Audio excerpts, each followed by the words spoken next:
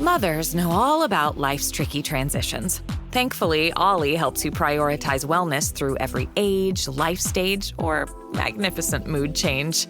Need a multitasking multivitamin that keeps up with you? How about an essential prenatal for you and baby? Ollie's got you through it all. Life's tricky. Your wellness routine shouldn't be. Get what you need at ollie.com.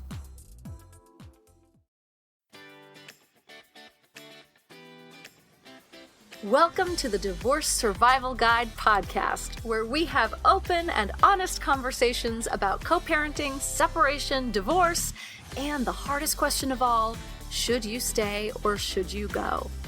I'm Kate Anthony, your divorce survival guide, and I'm here to help you navigate some of the roughest waters you've ever swum in and answer some of your toughest questions.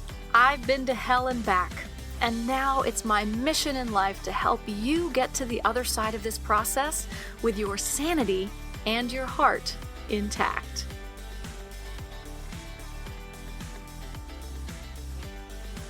Hey everyone, welcome back.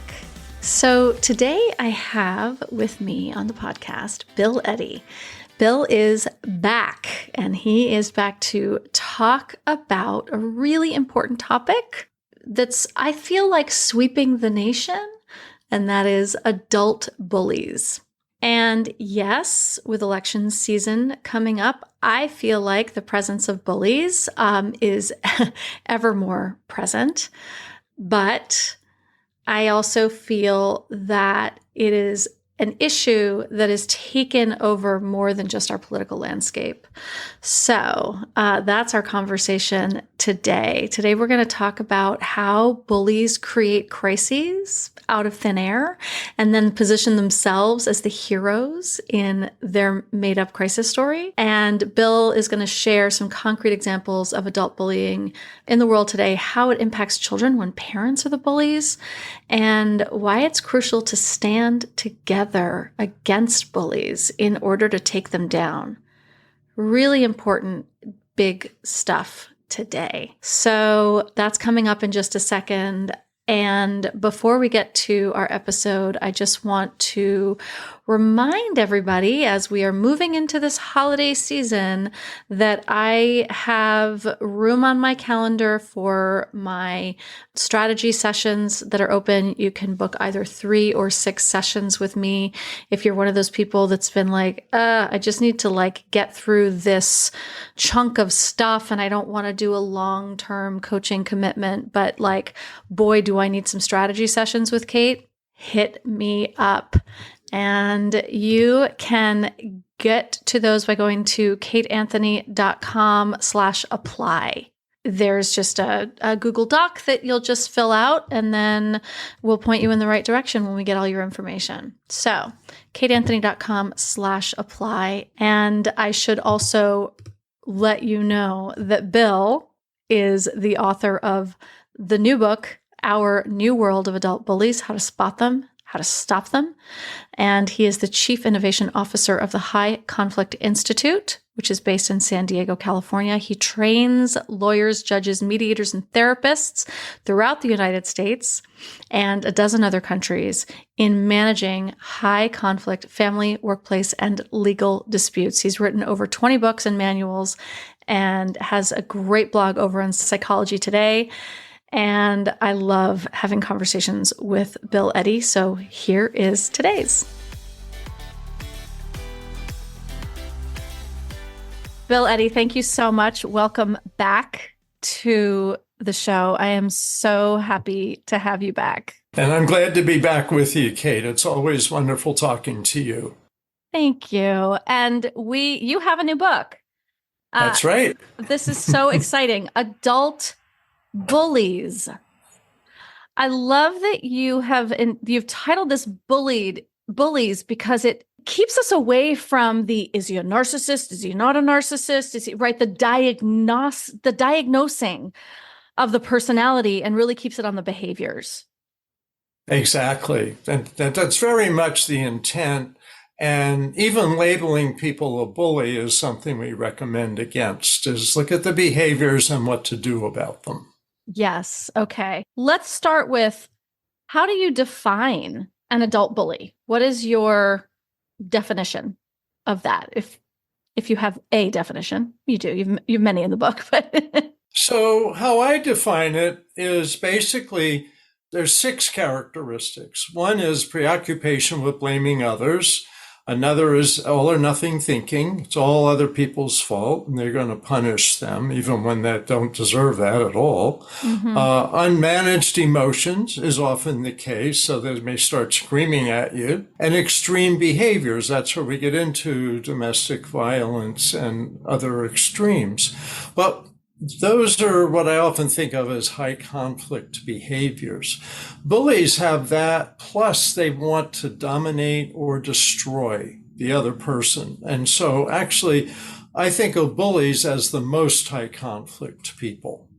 And that's a big part of the problem is they want to create a situation in which they dominate you. And they may start in a situation that's fairly equal, but their goal is to then be in charge, to dominate, to put down, to, be seen as superior, and to be able to control the other person and where they go and what information they give out. And that can be in the workplace, in relationships, in neighborhoods, etc. Online for sure. Absolutely. You talk a lot about this in the book, and I think it is so important to understand that the mindset of a bully is so different from the mindset of a non-bully, right? That you want to solve a problem. You are coming to the table to try to solve the problem, to try to come to consensus or compromise. They just want to dominate. Exactly. And that's what happens in relationships is that switch happens at some point. And most bullies can be very charming. And we actually say that's a warning sign. You want to check that out. Not all charming people are bullies, but most bullies can be charming people for a while, like a month or an hour, or maybe almost a year. They can't keep it up more than a year. Yeah. That's why we tell people wait a year before you get married these days, because absolutely you really can't tell. At some point, show the whole rest of things. And so we see people who on the wedding night say, okay, guess what? I no longer like bird watching. I just said that because I knew you did. But now I'm in charge, and so you better knuckle under because, it's going to be my way from now on. And we know people have told us that and they're shocked. And turns out they married a bully. So that can happen. Yeah. I mean, I think you'd almost be lucky if they said it overtly on the wedding night, right? If they actually said the words, I basically conned you, right? Because most of them don't say it. They just start behaving differently. Right. Right. You talk about in your book, this 3-part, the bully's story, like the 3 parts of the bully's story. And I think that's how they get so much of their dominance and power and control. Can you talk about that a bit?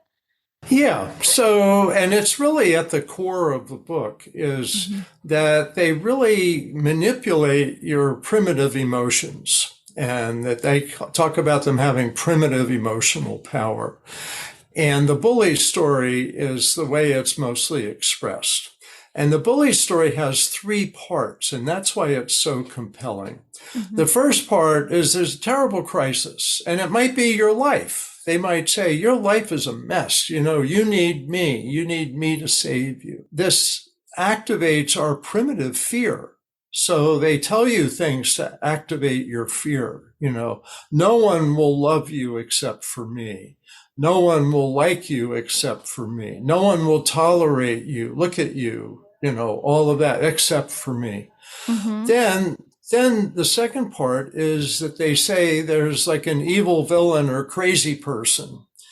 And in some cases, they say it's somebody else and they want you to gang up on somebody else with them. We see this like in the workplace. But in relationships, it's you. You're a mess and you're the cause of a mess. And you're crazy and terrible. And, I can't let you leave the house because you're such a mess. And what they do is they hook people's anger and they turn that at themselves.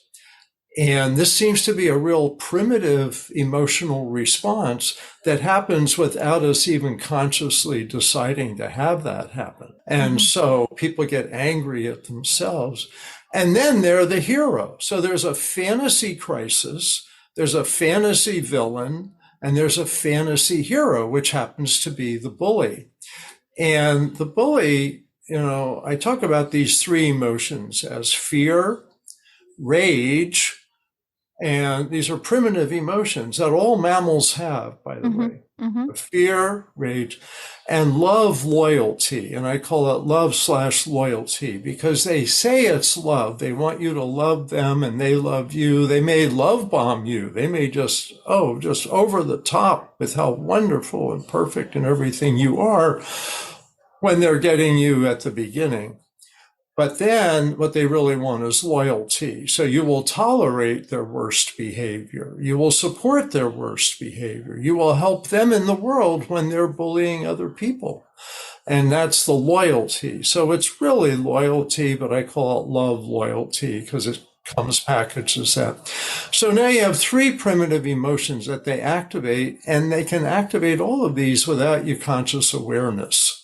And that's what really surprises people. They say, why did I fall in love with this person? Or why was I afraid? And I talk about in the book, and it's uncomfortable, but talk about rape victims often blame themselves, have a sense of shame. Why did I freeze? Why did I not just kick them in the balls and run away? And over again, I've heard that story from people, and they turn it against themselves and develop an eating disorder or don't go out, isolate themselves, all of that. So it's activating these primitive emotions that people don't understand because they're not usually activated in daily life. And that's the secret power of bullies, is activating these hidden emotions. So the bully story is one to make you afraid, there's a terrible crisis, one to make you angry, there's a terrible person and it may be you, and that you should love me and be loyal to me, the bully. And that's an emotionally compelling story that traps people. It's also how cults get formed. And just think, you're in a cult with a bully. And when you look at it that way, you go, I got to get out of here, usually. Well, right. But the whole point is that they've activated all of those emotions, those primitive emotions, so you don't see it, right? This is, you talk in the book about Jonestown, about Nexium. You give some very sort of concrete and hard to ignore examples of how this plays out. And politically, this is what so much politics is based on. There is this fantasy crisis, right? And the fantasy villain of whatever that is. If it's let's take, for example, a crisis at a border. We won't name the border, right? Right. There's this whole worldwide. There's a worldwide border crises, right?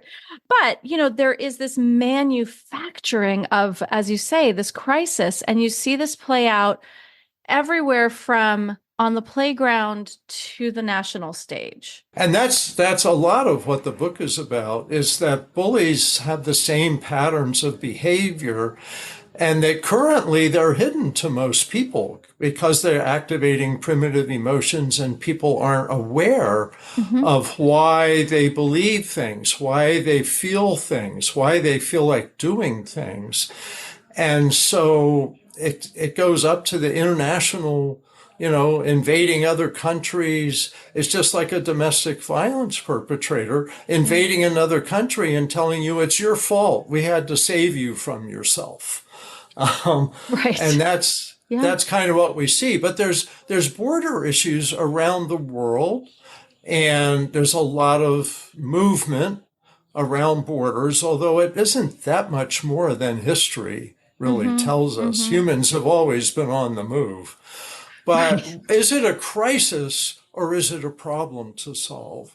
And I say bullies tell you that these things are all a crisis, so you'll give your power to me, when in fact, these are complicated problems to solve that can be solved and take a lot of people's thinking and a lot of negotiations and a combination of setting limits and having empathy for people.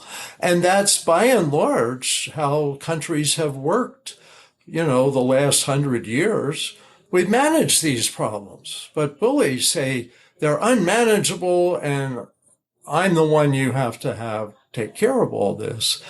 And one thing that just throw this in, and I don't want to get too far deep into it, but countries have been becoming democratic at a rapid rate since World War II. More and more countries becoming democracies.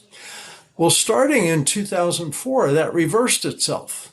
And now more countries are becoming what they call strongman leaders or even dictators, like you see with Putin in Russia. It seems to be going along with how our media has in many ways been promoting the bullies, saying you want to be powerful in the world, then be a bully.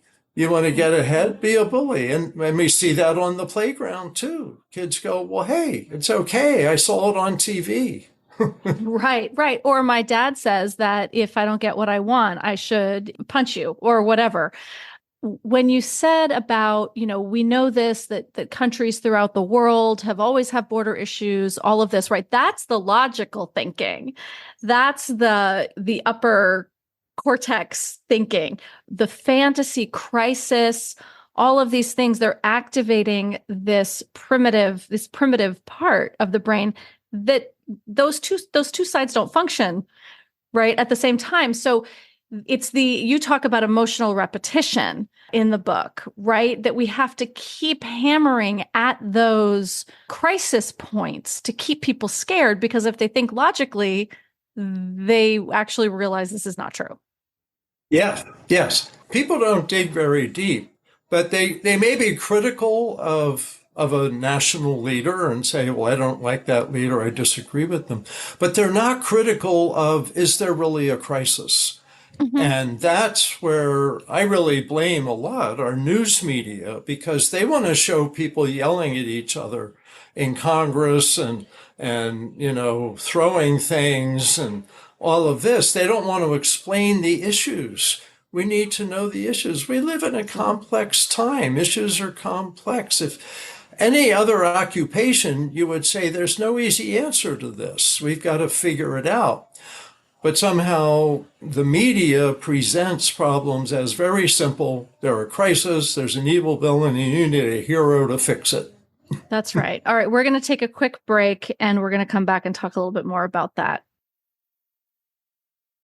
Ryan Reynolds here from Mint Mobile. With the price of just about everything going up during inflation, we thought we'd bring our prices down. So to help us, we brought in a reverse auctioneer, which is apparently a thing. Mint Mobile Unlimited Premium Wireless. How to get 30, 30, bit to get 30, bit to get 20, 20, 20, bit to get 20, 20, bit to get 15, 15, 15, 15, just $15 a month? Sold! Give it a try at mintmobile.com/switch. $45 upfront payment equivalent to $15 per month. New customers on first 3-month plan only. Taxes and fees extra. Speed slower above 40 gigabytes. See detail. This episode is brought to you by Amazon. The holidays are here, and you know what that means? It's time to get your friends and family the gifts they deserve. Take the stress out of shopping with Amazon's great deals and low prices on a huge range of items from toys to tech and much more. Whoever you're gifting for, Amazon has great prices on everything you need this holiday season. Shop early holiday deals now. Okay, Bill, before the break, we were talking about the media. You talk in your book about how the bullies rely on emotional repetition. I mean, the media, they are the sort of, I don't know if they started the emotional repetition with Fox News and 24-hour news cycle and all of that. Like, where did this begin, do you think? Where did we start to go wrong with the media? I really think it began between 30 and 40 years ago, really. And that the switch happened when TV went into Congress. And that was 1979. C-SPAN started broadcasting congressional hearings. Now, I don't know about you, but I can't imagine something more boring than watching Congress in action discussing the fine points of the nuances of a phrase of a law that governs what are rights in Timbuktu. So what happened? What happened is that some people, well, I'll just say some people, decided to put on a show for the television. So, for example, there was one congressman who developed the habit of railing against the other side on C-SPAN. Oh. And he was saying, and you can't even answer this, can you? And he'd say all these things. Well, he was saying this to an empty congressional chamber, to an empty House of Representatives. And so the next morning, he would be on TV. You would see him in the House railing against the other side and not a peep coming from the other side. They seemed to tolerate it because he was so brilliant, they were dumbstruck. So he started getting a reputation. Then he started telling people on his side, use words like idiot and lazy and stupid and daffy and all these words for the other side on the media. And I think it was that broadcasting. But there's a second step here. There's 3 steps. The second step was the 1990s. There used to be something called the Fairness Doctrine, which made sure that radio and television, anybody that used federal airwaves, had to give both sides of a political argument.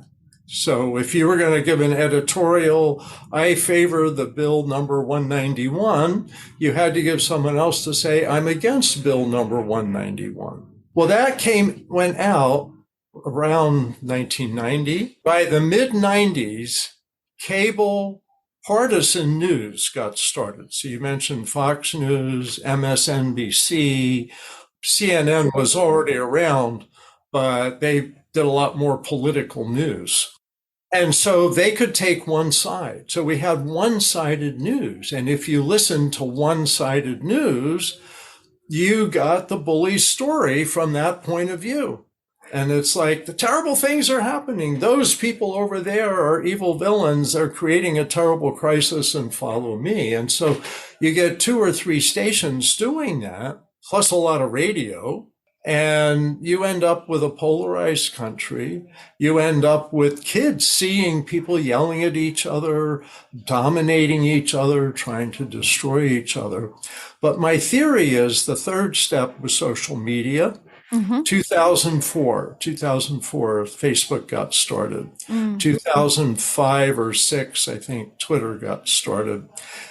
Starting in 2004, the move to democracies reversed itself, and we started having strongman or dictator or bully leaders around the world.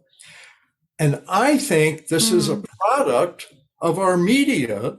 And that if we think it's happening, we go, why are we so polarized? What did we do wrong? We're polarized because media polarizes people if it's allowed to, and it repeats and repeats. You talked about repetition. Yeah. Anyway, I don't get too deep into the political side of it, but it really is happening to us and activating people to be enraged. And that becomes a dangerous thing. So we have to be self-aware and check ourselves. So it's interesting. I just did a quick Google search and realized that 2004 was also the year that reality TV started to come more into the forefront, including and especially The Apprentice, which started in January of 2004. It feels like there's something in alignment there, Bill. Well, all of those shows simplify everything into a bully story. Right, There's exactly. a terrible crisis, and this is drama. Look at history. Sure. Shakespeare and all those people, you knew you had to have a problem, then you had to have a solution, and then you had an outcome. Right. But today, bullies are saying there's a problem when it's just a problem, and they say it's a crisis, and you have to just listen to me as one person. And we're being conditioned to the idea that we need heroes because the world is in such terrible shape. And the reality is the world is not in such terrible shape. There's problems to solve, but the last person that's going to solve today's problems is a single hero. We really need teamwork to solve today's problems. And that's where it comes to having two parents in a family. Okay, so bringing this back to bullying in relationships. And I know you just said having two parents in it, but I also want to say that, one of the sort of hallmarks of domestic violence too is, right, the crisis, the fake crisis, and you're a mess, and I'm the only one who will love you, who can fix you, who can sort of oversee this and make sure that you're a benefit to society, and all of those things, right?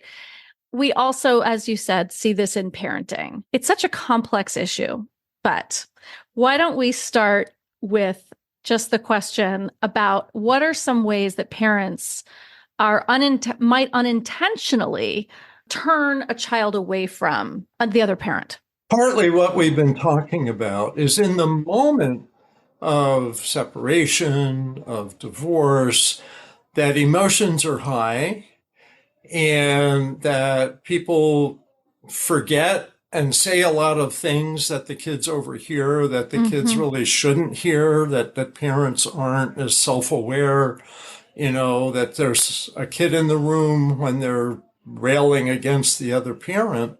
Yeah. The thing that's so tricky is parents go through the grieving process, but the anger stage of the grieving process is often what the kids hear the most. Yeah, very well said. Yeah. They absorb that and get an all or nothing perspective. It's all terrible. The other person, the other parent is all terrible. Look what they've done. Or not even look what they've done. The emotions are just intense. And then over a couple of years, most parents move through the grieving process and calm down and start saying more positive things. But during this time of intensity, I think is where we see kids get absorbing their parents' negativity.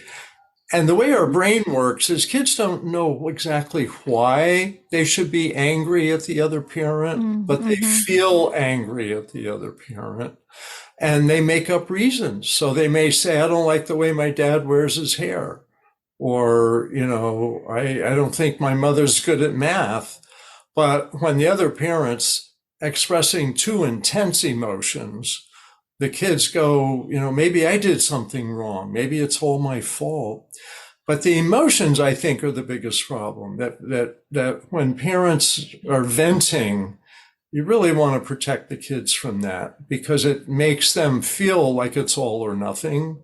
And that's where you start seeing kids say negative things against mom or against dad that don't really have to be promoted. And I want to say like 80% of parents are careful about what they say around the kids. Sure. But I'd say maybe 10%, maybe even more of divorcing parents aren't careful what they say around the kids. And that's where the biggest problems come in. So the way to prevent being a bully for your child is to protect your child from your most intense emotions. And it's so hard because, first of all, they're around all the time, right? You're in the midst of this incredible crisis. And if you're somebody who has been betrayed or has had a sudden sort of traumatic event of discovering infidelity or something like that, right? Hiding that from your kid is going to be hard, right? Yeah. And also, my God, they hear everything. They're little sponges. It's amazing how perceptive they are and how much they see and how much they hear and how much they absorb. And also that they don't have the brain development yet in place to process all that they're absorbing. Ugh, it's so challenging. It's so challenging. What we really promote is teaching the four big skills: flexible thinking, managed emotions, moderate behavior, and checking yourself. And we teach that in our New Ways for Families coaching and counseling methods. But the important thing here is that kids hear the full range so that they hear what we call repairing comments. And so they say, I just said, your dad's a jerk, and I'm sorry I said that. That's not what I mean to say. I value your relationship with him. And I was just angry with him about something, but I also really appreciate that he's good at math and that he loves you and that, we all want you to do well. So you make a repairing statement. That's right. If you said something awful. And frankly, all healthy relationships have that. A healthy marriage has a 5-to-1 ratio of positive to negative interactions, but those negative interactions happen, but you've got all the positive in the bank to help carry you through. And that's what kids need to hear from their parents about each other is, there's no parent that hasn't made mistakes and said things they shouldn't, have done things they shouldn't. But you put that into context and kids go, okay, this is real life. We can all make mistakes. Even me, even Johnny can make a mistake because his parents made mistakes and they've forgiven each other. So what would you say? So those are the unintentional, right? Those are the unintentional ways that we might badmouth the other parent and sort of unintentionally plant ideas in our children's heads. What about some of the more intentional ways? And how do you suggest and talk about in the book helping kids sort of understand and navigate the complexities of that?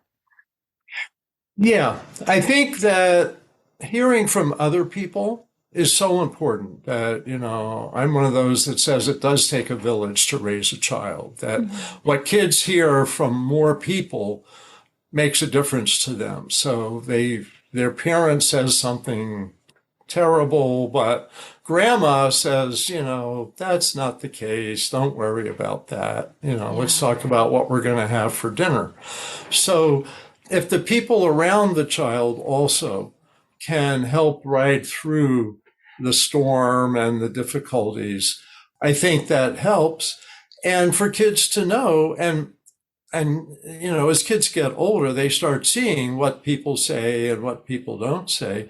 If they've got people around them teaching these four big skills: flexible thinking, managed emotions, moderate behavior, and checking themselves, they're going to go, okay, mom just kind of slipped there.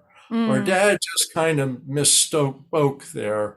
And I'm just not going to pay a lot of attention to that. Because I think that's the thing, is what you get the most of. Emotional repetition is such a key in really upsetting people, I think hurting other people, and a big part of bullying. And a lot of people are bullying without realizing it.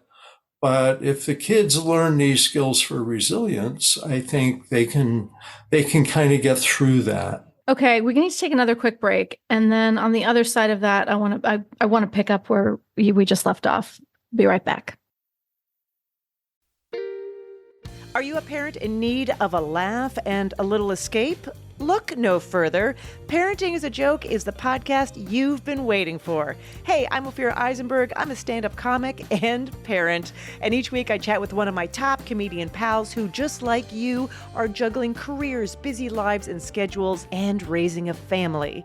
You can expect candid stories, hilarious mishaps that happen on stage and at home, and just a lot of laughs. There's no expert advice here. Well, actually, sometimes a good idea does sneak its way in, but mostly just pure, relatable fun to remind you that we're all in this parenting adventure together.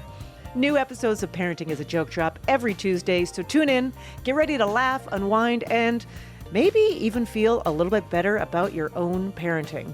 Because sometimes that's exactly what your therapist, pediatrician, and bartender ordered. Subscribe now on your favorite podcast platform. No one told us the truth about parenthood. Why? This is the podcast everyone needed before they had kids, because now that those little ones are here, there is a lot to unpack.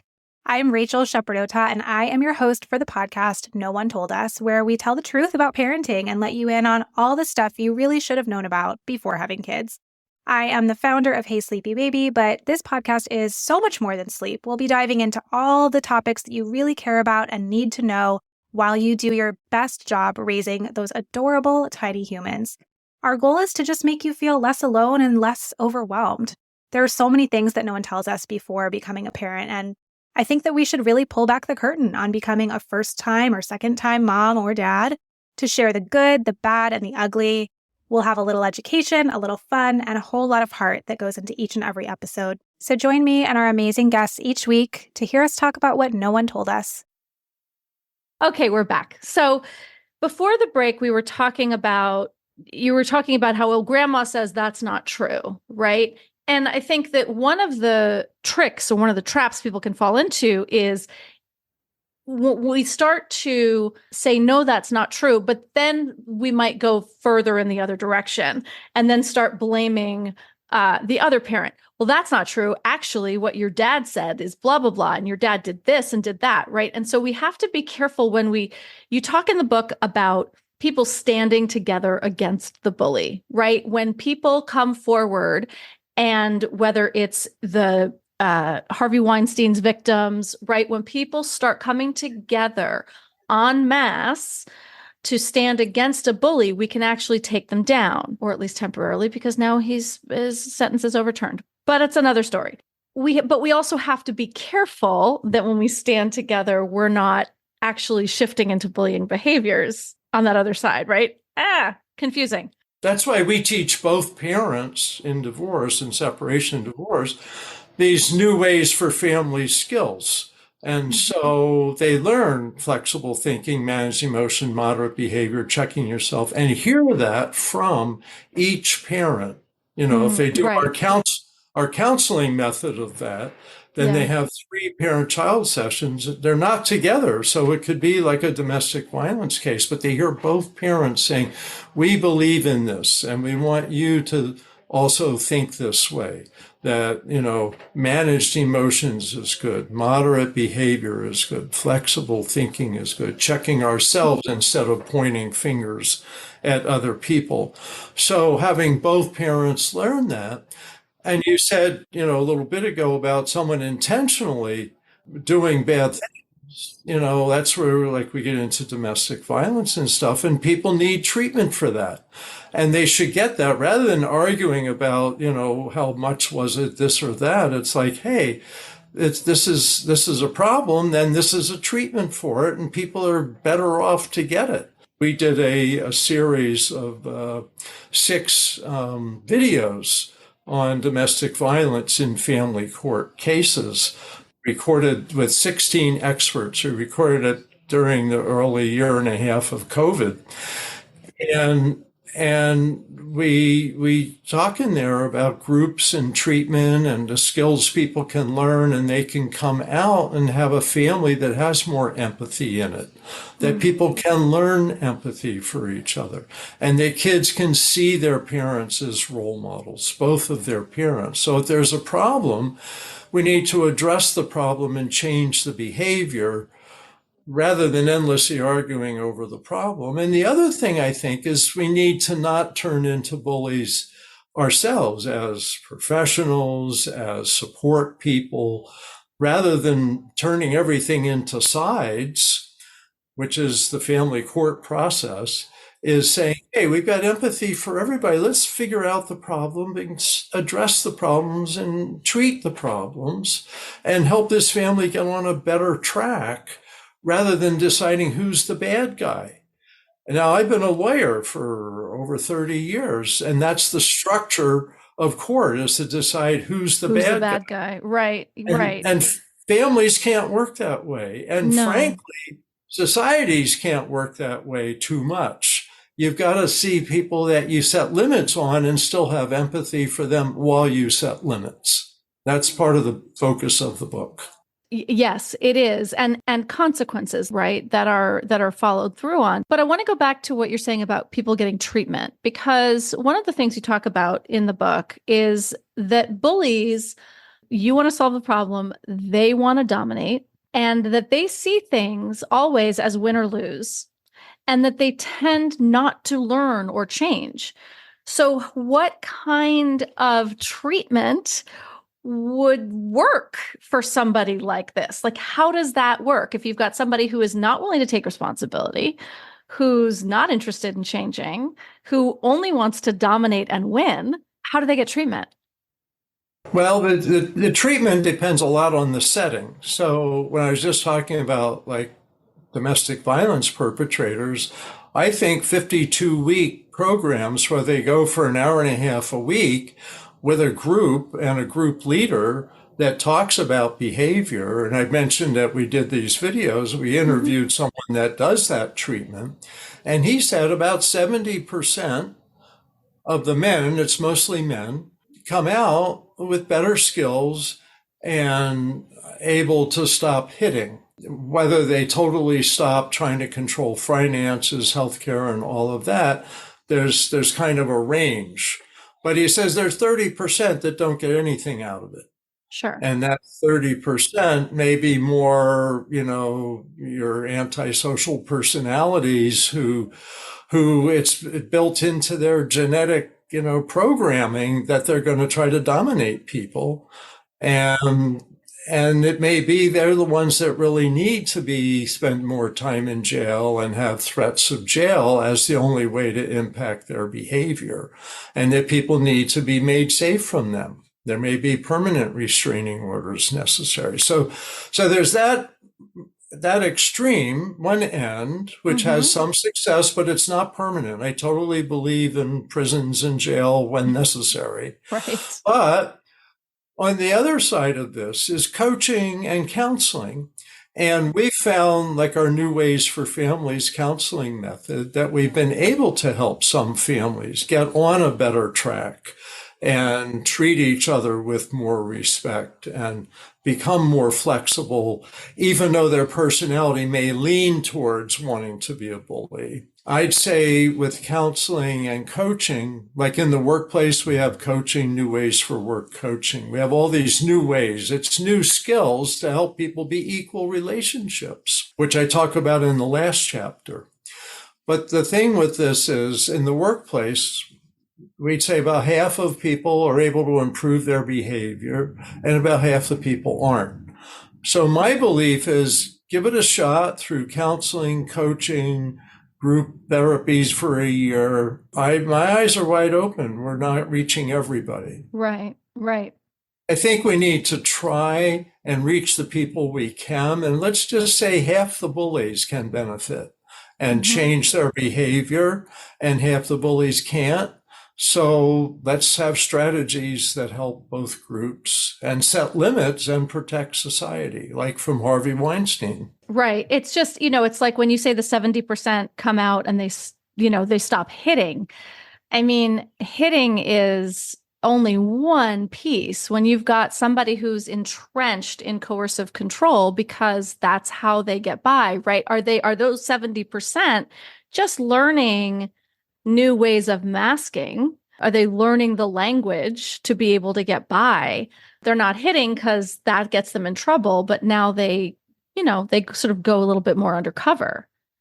Well, the sense I got from the treatment provider with that is that one thing I asked is I said, can you teach people empathy that come in without much or without it? And he said, he thinks most of them we can. So the 70% he sees as making progress in many areas, including not hitting, but having more empathy for their partner or co-parent, having more empathy for the kids. And generally he said, the way you reach people is you start with the kids because they don't want their kids. He said, most of these people don't want their kids to grow up abusing their partners. They want their kids to be happy, and they don't want their kids to be victim of abusive behavior. Yeah. So that's a lot of how they and they have role play exercises and things where they're in the position of the other person. So I don't want to, minimize that the success that many people have with this that does go beyond just stopping hitting. But I'm also realistic that there are people that learn to stop hitting but continue with various forms of coercive control, like blocking people from leaving and manipulating the finances and bad-mouthing them to their kids. I've had several cases where there's a domestic violence perpetrator who also is turning the kids away from their other parent, often their mother. Right. Yeah. It happens all the time because they've lost power and control over the spouse by when they got divorced. So now they're going to use the children as the next line of weapon against the person that they have seemingly lost control over. Yeah, we see that a lot, but I want to say, so we see a whole range here. So I'm not hopeless. Yes, no, realistic. I hear you. Yes, I know. It's complicated, Bill. It's really complicated. And you talk about how complicated it is in the book. So I do so appreciate that. You say in the beginning of the book that you really feel like the adult bully, like we talked about like 2004 being a huge sort of crisis point in this. Turning point. And then 2020, you say the pandemic was another one. Why is that? What happened during the pandemic that you feel like this is? Well, it seems to me people were trapped at home. So we know domestic violence increased, and there's plenty of statistics on that. First 2 years of COVID. We know that workplace bullying increased. So I've got statistics from the Workplace Bullying Institute. They did a big survey, I believe it was the end of 2021, which showed that, like bullying online, that what happened is people lost some of their social skills, I think, by not being out and about, but also being able to go online. And online teaches people there's no consequences. I think of the online universe, the internet, as a values-free environment. 100%. And what people need to have relationships, healthy relationships, is you need to have limitations. You need to have empathy. You need to have restraints. You need to have a conscience. And what's happened, I think, in many ways, the internet in many settings is taken over by people that don't have empathy and don't have a conscience and don't have self-control over their emotions. And so they tend to dominate the internet. And I mentioned some research that online, it looks like everybody's becoming more hostile. But the research shows it's not. It's the people that are hostile offline, but they're louder online, and everybody else just kind of shuts down or drops out of a lot of these conversations. So social media is dominated in many ways by bullies because everybody else goes, I don't want to be part of this, but they still listen. And that's a dangerous thing. I think that's right. And in 2020, I'm just going to bring this back to somewhat where we started. In 2020, we were also at a bit of a crisis point, not just the pandemic, but also with a lot of bullies in power across the world. Yeah. And we were sort of seeing the rise of this kind of behavior and glorifying. They were winning in some way. They were in power, right? So they were winning. Do you feel like that had an impact? Oh, sure. On people's behavior as well? All levels of society. And what's interesting is a quote I have early in the book is from the Bullying Institute survey. And I'm just going to pull it out and read it. Oh, great. It said, 58% of respondents agreed that the display of bullying, disrespect, and intolerance of the opinions of others by politicians and public figures affected workplaces because they encouraged aggression and granted permission to ignore rules. And I would say that kids got the same message because of watching TV, overhearing the news, and social media. You see all the worst behavior in the world. And I know of kids having conversations saying, well, it's okay to push girls. I saw, these people doing it on TV, so it's okay. And you get 6 or 8-year-old boys saying, oh, you're allowed to push girls. And I thought you weren't. It's turned a lot of things upside down. But here's my quick analysis of this. Over this course of all these years, that politics stopped being about government, or very little about government, and became very much about entertainment. Because of the media, what grabs attention, the congressional hearings and all of that, what the values are of government are details, compromise, coalitions, boredom, all that stuff. Yeah. And values of entertainment are conflict, crisis, chaos, anger, fear, drama, heroes, villains. And what we get today is an entertainment form of politics without even realizing it. Yeah. And people are going, the image is what I'm going to go for. And the reality is the image doesn't necessarily tell you anything about what's good government. It tells you about a personality. And a personality can look like they have a lot of excitement and energy, and they know who the enemies are and who the heroes are. But that doesn't tell us anything useful. I think that's such an amazing analysis, and it's so true, right? The kind of more boring, I'm just getting stuff done. I'm actually affecting a lot of change, but it's not flashy and nobody's hearing about it. That's really under the radar. And maybe not as attention grabbing, but certainly more effective government. Yeah. And I think I look at European governments. So I look at England, where they had Brexit because of the terrible, evil EU was controlling us and stuff. And we want to be free. Well, that was a bully story. Right. There wasn't a crisis. There were issues and problems, and they have them today. They didn't solve any problems. They just had a pretend crisis. And universally, people in England, the majority say Brexit was a terrible idea. Terrible. But it was a fantasy. It was a fantasy crisis. And of course, the politician that promoted it the most got thrown out of office after a while because it became evident that he's not someone you can count on. He's just a bully is all he was. That's right. So, Bill, to close us out, what do you see in our future? Do you see the trend of adult bullying continuing to rise? Do you see this leveling out at some point? What do you see? We see is that it's a question of educating people about bullies. And as people recognize bullies at all levels of society, in families, in communities, in politics, in the workplace, online, they realize we do need limits, and we need to set limits on this person or that behavior. My hope, it's kind of a race in a way between bullying and stopping bullying. We're caught off guard by all this bullying. People don't know what to do. They freeze when someone starts ripping them apart in front of other people verbally.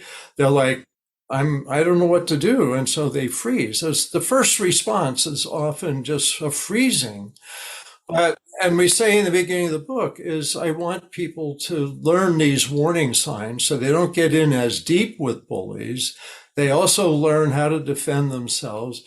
And by society learning to set more and more limits on bullies and recognize patterns of behavior, we can get the benefit of them. They have, one of my favorite bullies was Steve Jobs, the guy that invented iPhones and iPads and stuff. And he had a big reputation as a bully, but he had contributions to make, and they set limits on him. His management team set limits on him, and he actually could be successful. So I think as a society, we need to do that. We need to set limits at all levels, and we need to show more role models of positive behavior. And we need to say more, just like we shouldn't see cigarettes on TV. I think that the worst bullying shouldn't be shown on TV either, because people catch it like secondhand smoke. We've got kids now saying, I can push girls because I saw it on TV. I saw that man do it. Yes. So much good stuff. Bill, thank you so much for coming back on. I love this book. One of my favorite parts is at the end, you have a list of 40 behaviors of high conflict people, which I think I feel like that should just be a flyer that's just like posted all over the place, because they're so clear. There are 40 of them, but they're quite succinct, and they paint quite a clear picture. And they're predictable. And one of the things throughout the book, I want to say, all this stuff is predictable. People tell me, you must have met my boss. You must have met my uncle. Right. And it's like, no, these are human patterns that everybody can recognize. That's right. And I'll tell you, when people go, oh, there's a bully story, I know about that. I'm not going to buy that. Once that's part of the culture, I think it's going to be so much calmer, because bullies aren't going to get very far. People are going to say, cut it out, That's right. Don't be ridiculous. Instead of today giving all that repetition and attention and telling others and spreading it all over the internet. Absolutely. Absolutely. I so agree. Bill, where can people find you, all of your work, your book, and everything that you do? So highconflictinstitute.com, that's www.conflictinstitute.com. We've got books, we've got videos, we've got consultation, we do training, and we have a lot of free articles, probably 50 free articles that talk about bullying, about families, divorce, workplace, just every kind of situation. We really focus on teaching skills, and that's where the answer to all this is if everybody learns more skills, how to manage ourselves and how to manage the bullies in our lives, we'll all be a lot happier. Amen. Amen. Thank you so much, Bill Eddy. Always a pleasure. Really appreciate you. Thank you. Thanks for tuning in to another episode of the Divorce Survival Guide podcast. If you like what you hear, head on over to Apple Podcasts or wherever you listen in and leave me a review. And don't forget to follow me on Instagram at The Divorce Survival Guide. I'll see you next time, and until then, remember, you, my love, deserve to be happy.